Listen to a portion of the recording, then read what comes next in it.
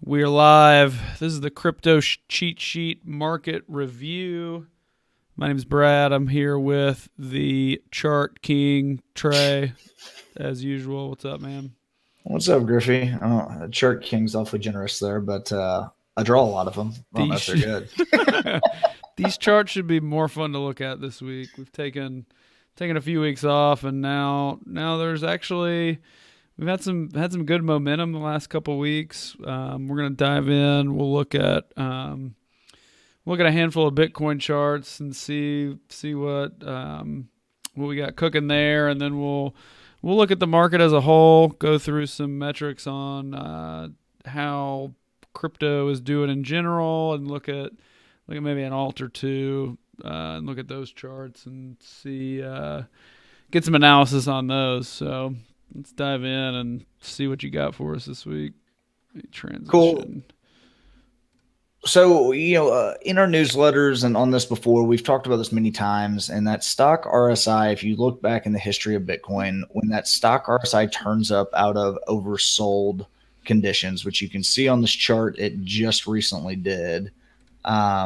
It normally leads to a multi-week, multi-month, even sometimes multi-year trade that's incredibly profitable. So, while it's been really ugly since December, there's no real way around that. I mean, 20K down to 6 is not ideal. I'm gonna move our heads here so you can see where Bitcoin currently is.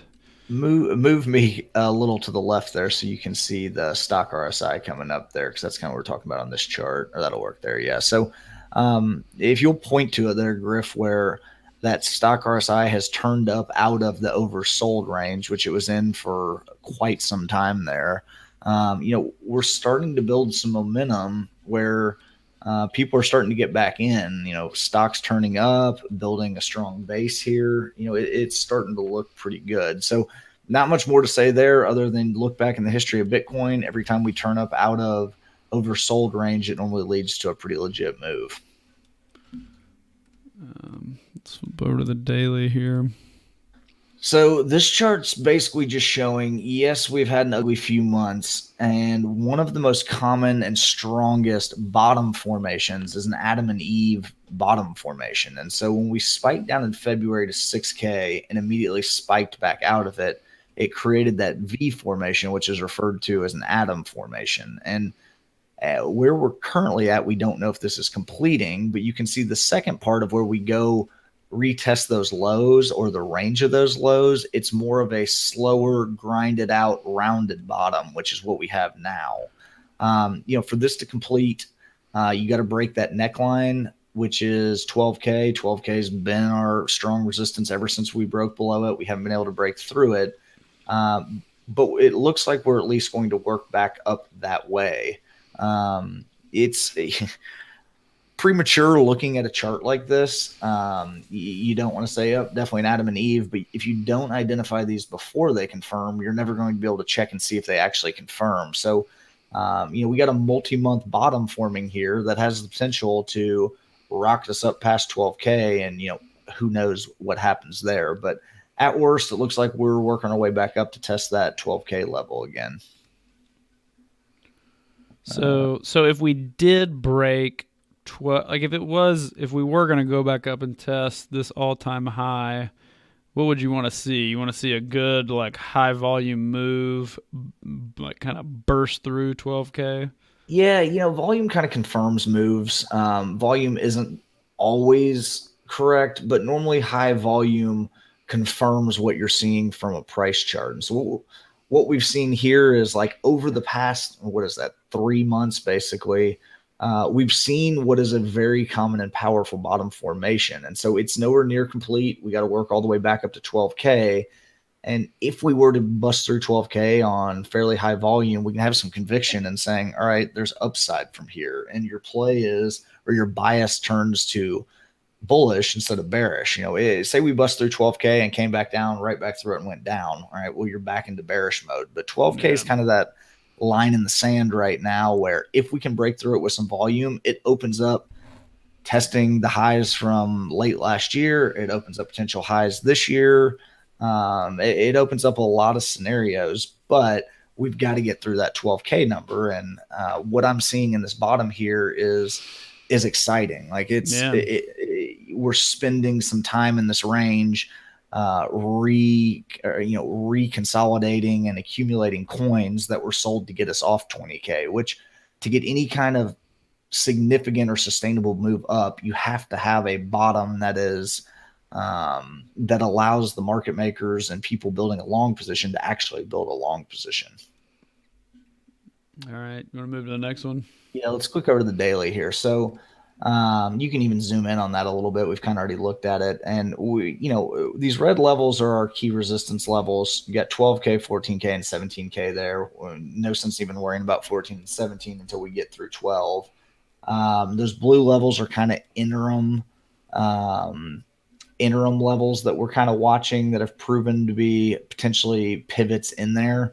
And then the green are kind of what we view as heavy support. There's 8K, there's 6K, and we don't even need to talk about anything below that. But what we're seeing now is that for the first time since we busted back down through the cloud in January, we've gotten back into the cloud 2 days ago. And so we basically had a big move up, decent volume, and closed in the cloud. And that's a signal once you enter the cloud, like pretty good chance that we're going to go up and test the other end of that cloud. And so yesterday sold off and made it look pretty ugly. And then today bought it right back up into the cloud, which is pretty impressive. We're starting to see, and at best, we're late in this Bitcoin move here that started back in 2016. We're starting to see some tactics that are more meant to screw with you and try and shake people out. And so normally you bust in the cloud, you're probably not going to drop right back out and jump back in like it has over the last 3 days. But that close today was on pretty decent volume, put us right back in the cloud, back above that 9,200 interim level.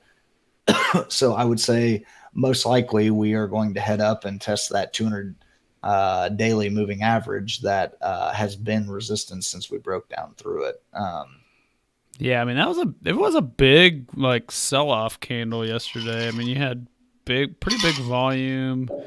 This full bearish engulfing candle that came down. But you know what? If we follow through tomorrow and we take that back out, I mean that's super bullish going back at least to 12K.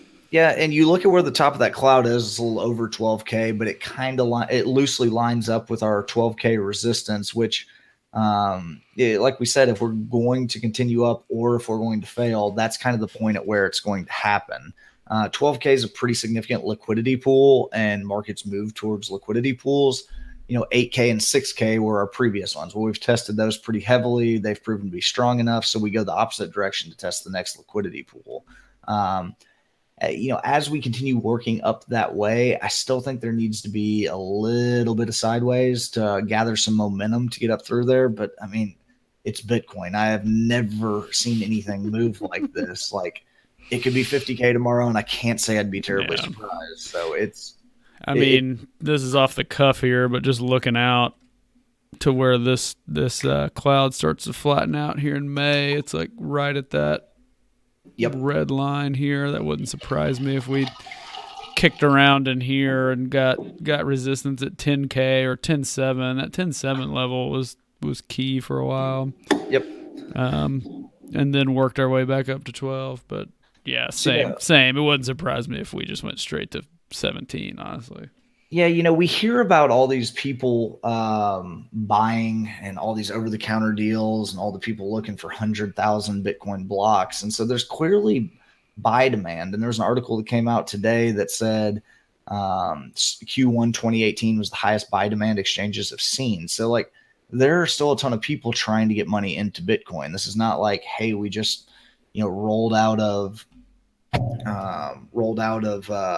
a bubble and it's bursting. If a bubble was truly bursting, there wouldn't be people lining up to buy, in my opinion. And so we're seeing some demand. We're seeing some market makers that are going to try and shake the tree as often as they can and knock people out of their positions. But this is lining up to where it's looking good for a potential move back up. And if we break 12K, we'll see what happens. If we don't break 12K, we'll discuss that when we get there. Let's hope that doesn't happen. All right, let's go to the next one here. I think this was your bear case. Yeah. So basically, what this is looking at the all-time 50, 100, and 200-day exponential moving averages. And so when I was looking through this today, I kind of noticed some similarities there. And so if you look at if you look at the green arrows, it looks incredibly similar from there all the way to the left of each of those green arrows. And this is 2014 when Bitcoin dropped and bounced back up. That dropped like 200, bounced back up to 600 for a while, and then broke down for a couple of years. That scenario is still a potential option. I don't see it as likely. I think there's a good bit. The space is more mature. There's more activity. There's more interest than there was in 2014. So we're not going to go through a 2014, 2015 period when it's completely dead. No one's buying. You don't know if it's going to keep going or die. But it's key to point out these similarities and say there is still the case. Like if 12K fails, or even if we punch through 12K and it creates a bull trap, if these EMAs turn back up and then turn back down, you probably should be looking to get out of Bitcoin for a while and waiting for it to settle at that point. So just something to point out. It was interesting to see.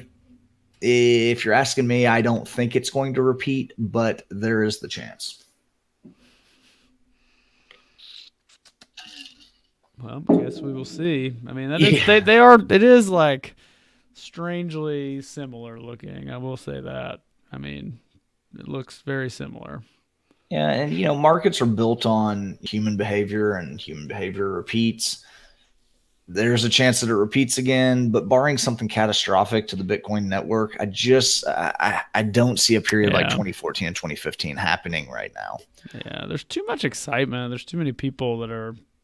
I feel like there's a lot of stuff that's like coming and that's still to be launched. I mean, Tezos getting launched soon. Hopefully, EOS, which we may talk about. I mean, there's all kinds of stuff that's coming out. Ethereum's got this big move to proof of stake coming. Like, there's plenty to be excited about. So yeah, I mean, dude, you get in a Uber and talking about anything. The Uber driver owns Ripple or owns some Bitcoin or owns something. Like, you and I were around in 2014. It wasn't like this. Not even close. People thought we were idiots for owning Bitcoin. And you know what? For a couple of years there, they may have had a point. I thought I was an idiot too. So. My wife definitely thought I was an idiot. Yeah, 100%.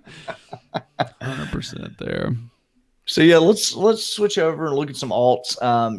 My overall opinion on Bitcoin currently is everything you're seeing fundamentally in the market is very positive. Everything you're seeing technically in the short term looks very positive, and we'll see what happens at 12K.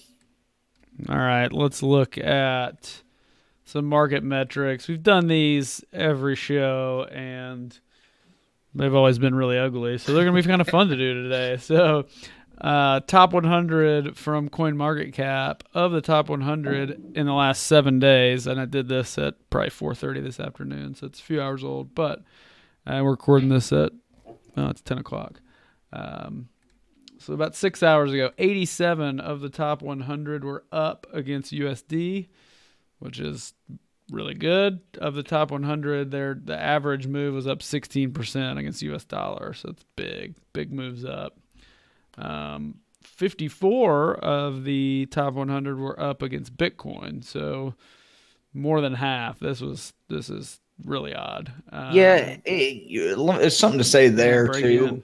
With Bitcoin moving up, the US dollar values are inevitably going to be up. Yes. The fact that altcoins are also up against Bitcoin shows the strength of the alt market currently.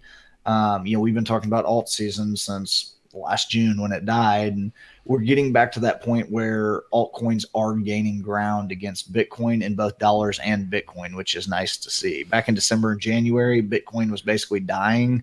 So yeah, they were up against Bitcoin, but dollar values weren't up as much. Right now we're seeing both metrics going up, and that's nice. Yeah, they're moving together, which is interesting. We haven't seen that in a while. Not since early 2017. Right. Let's get that again. Yeah, now the lowest market cap in the top 100 is Chainlink at 168 million.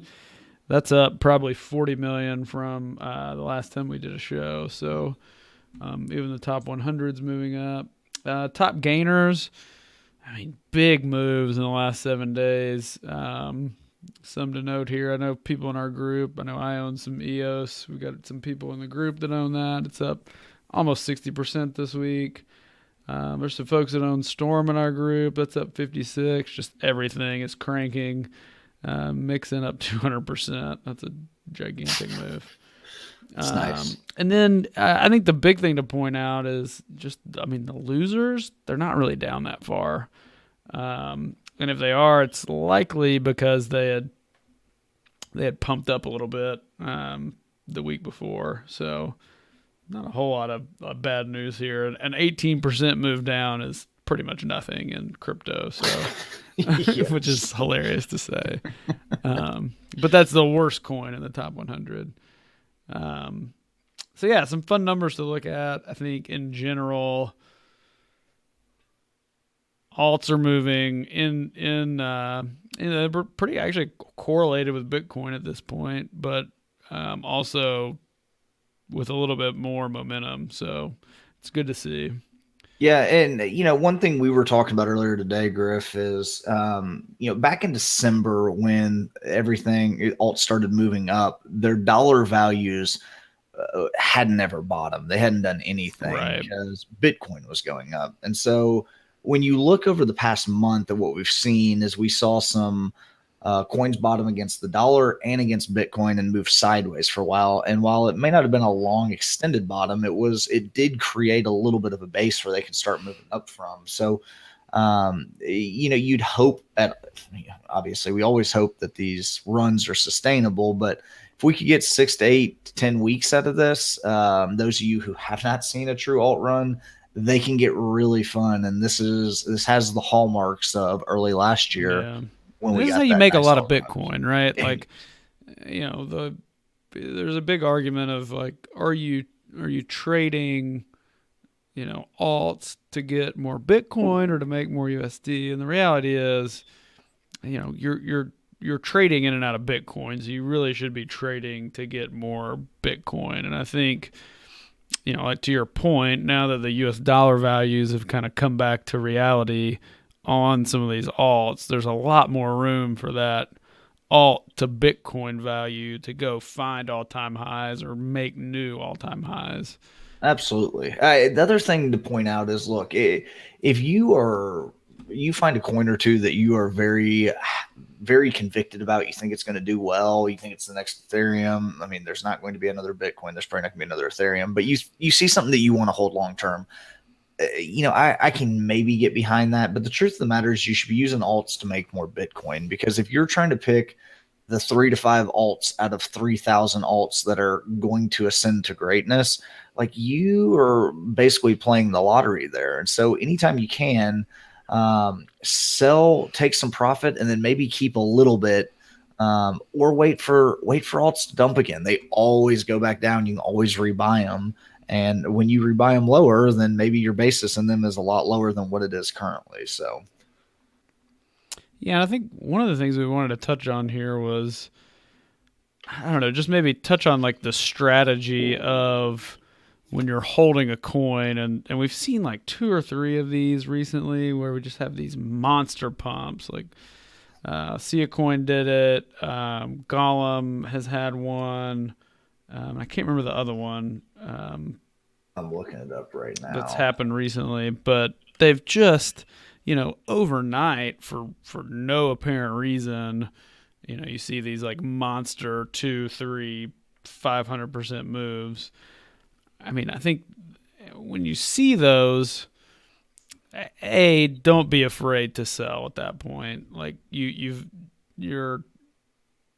made a good return on that coin, and yes, it could continue to move, but a lot of times, like if you look at the Gollum move that it had, it's like, take it if you can get it. Or actually, the best thing is to just to set really high sells, and when something like this happens on Gollum, your sell hits and you're good, and then you can rebuy lower if you still have conviction about that coin. Yeah, by the way, Decred was the other one that had That's a crazy right. spike. And look, some of these coins are going to take off and not come back, but the number of those that happen compared to the ones that take off and come back is minimal. So, like, let's just say you had some random sell. It doesn't cost you anything to set a sell. So, say when that Golem spike happened, you had some sells at 15K. Well, you sell it at 15K, it comes all the way back to 6K. You can rebuy your position, and you made all your money back, and you are good to go at that point. So it didn't cost you anything. Leave some cells set, see what happens. I mean, there's no rhyme or reason to why these spikes happen. Maybe it's lazy accumulation. Someone just wants to buy up the book. Maybe it's somebody fat fingering them. Maybe it's a pump and dump group. There's really no way of knowing. So if you see something like that, like Gollum, they're going 4K to 24K. That's not a sustainable move. Like at best, that's going to retrace halfway and consolidate there for more. But most likely, it's coming all the way back down like it did, and it'll consolidate from there. Maybe it goes again. Never know, but Sure. no one's ever gone broke taking profit. And since we're buying these coins to try and make more Bitcoin, take your Bitcoin. Yeah, take it. You're good. And if it sets up again, then you can buy again. There's always another trade. That is true. Let's look at the setup on EOS. So one thing we want to start talking about in these, especially during alt season, if we're getting a sustained alt season, is setups we're looking at for high probability risk reward trades. And so what we see here from EOS is over the past few weeks, it's moved up nicely. We're above the cloud, been decent volume, but we had a spike. What was that, about 2 days ago, Griff? And it broke out to this I think 13,500 level was an all-time high against Bitcoin, and so it spiked up. So what this has done is spiked up, not insanely, and then started creating what appears to be a bull flag, where it starts creating higher lows and sometimes higher highs. Maybe it's just a flat top, and then if you look down there at the bottom next to the box Griff is in, there's declining volume in this. And really what this is showing is that the accumulation is coming to an end, and there's going to be a move soon. The fact that stock RSI has reset down to almost oversold levels, the odds are on this is going to be a move up. So if you see a setup like this where something is flagging and volume's declining, this is something like you buy, and most likely you're going to get the move up. You can set a stop loss down below it.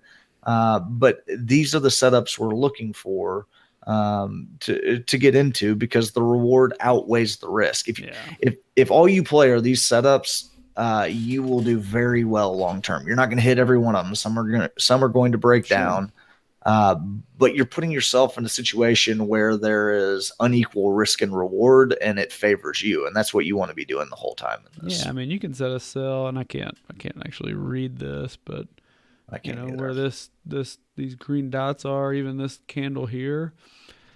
And you know what? If it breaks down out of this, then you're out, and no worries. But I mean, I'd be shocked if this didn't break up, especially with the momentum in the market right now. So yeah, during these periods where alts are really rolling against Bitcoin, these are the times you do want to be greedy. Like, if you're going to set a stop loss, set it wide. Don't set it too tight, or you get stopped out before the move up. If things turn and we start seeing some alts breaking down, absolutely get out. Or set more conservative stop losses, I guess. But as these are moving up, like, enjoy this period while it happens, because they don't last long, and it's usually pretty quick, and it is fun. And then it changes quickly. Yes, it does. Yeah, we were talking about this earlier. I mean, it's funny, like this period of the last, I don't know, 6 months or so it's been all about Binance and what's on Binance and what's getting volume on Binance and is getting the biggest moves. So you should be watching Binance. That would be my advice. If you're playing alts, like, look at Binance. What's going on there? What's getting the volume? What kind of setups are there? Those are likely going to be the best plays. Yep. Like Polo, probably not going to have the best plays at this point. It may get some stuff, but there's just not as much volume there right now. No, there's really no volume on Polo. Trex reopening user registrations. they're going to have some volume. It's right now Binance is dwarfing every other exchange's volume, and I know a lot of people think that some of that's wash trading, and that's fine. There's still volume there, and with volume, you can get in and out of positions much easier. Yeah, and it's where the attention is. It's where people are buying. So you want to be there. You want to at least be watching it. So, anything else? No, we're at a good time here, 25 minutes. So yeah, as long as Bitcoin stays neutral or bullish, alts should continue to roll. We're going to have a correction in alts. It happens. There's waves. We go up, we go sideways down, we go up, we go sideways down. So, pay attention. If you get a spike, sell, because most likely you're going to have a chance to rebuy it lower. That's the beauty of a lot of this stuff. Absolutely. All right. Well, if you enjoyed this, we hang out on Telegram. We'll put a link in the notes here. You can join our group. We post a lot. We got a pretty active community in there. Check out our website, thecryptocheatsheet.com. Follow us on Twitter at thecryptocs, and support our partner Moonware. We got t-shirts, hats, hoodies, but we're coming out of that season now, so probably t-shirts and hats. That's what we got. That's all we got for this week. We'll see you guys soon. Peace.